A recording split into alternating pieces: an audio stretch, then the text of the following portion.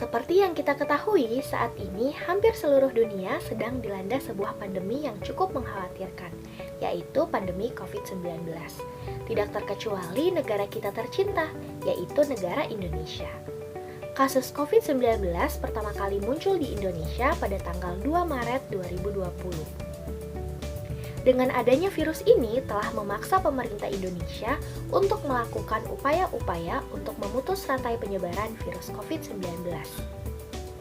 Upaya-upaya yang dilakukan pemerintah Indonesia diantaranya yaitu menghimbau seluruh masyarakat Indonesia untuk menerapkan protokol kesehatan seperti menggunakan masker, mencuci tangan, menjaga jarak, menerapkan social distancing, hingga kebijakan study from home dan work from home.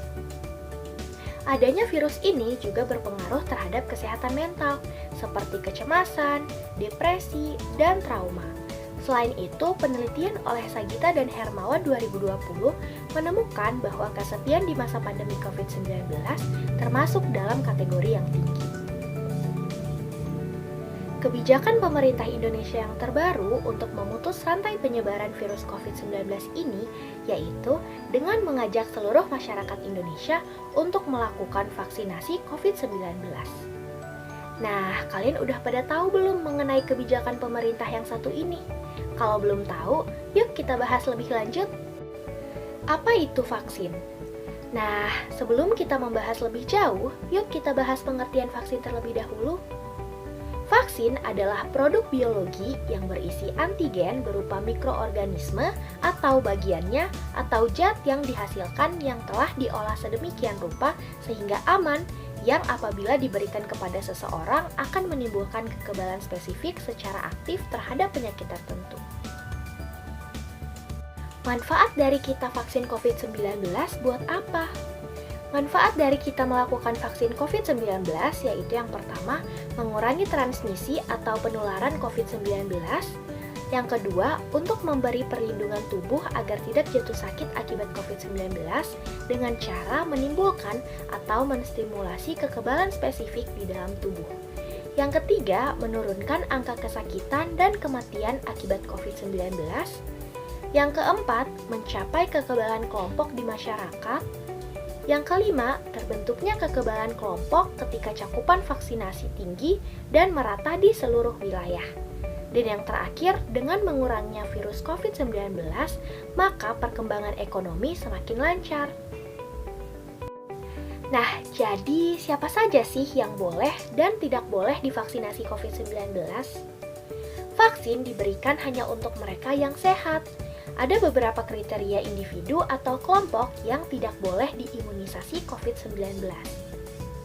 Pertama, orang yang sedang sakit. Orang yang sedang sakit tidak boleh menjalani vaksinasi. Jika sedang sakit, peserta harus sembuh terlebih dahulu sebelum divaksin. Yang kedua, memiliki penyakit penyerta seperti diabetes atau hipertensi. Sebelum pelaksanaan vaksinasi, semua orang akan dicek kondisi tubuhnya terlebih dahulu. Yang ketiga, tidak sesuai usia. Sesuai anjuran pemerintah, orang yang mendapat vaksin COVID-19 adalah kelompok usia 18 tahun ke atas. Artinya, mereka yang di luar kelompok tersebut seperti anak-anak belum boleh menerima vaksin. Dan yang keempat, memiliki riwayat autoimun. Mereka yang memiliki riwayat autoimun tidak boleh diimunisasi COVID-19.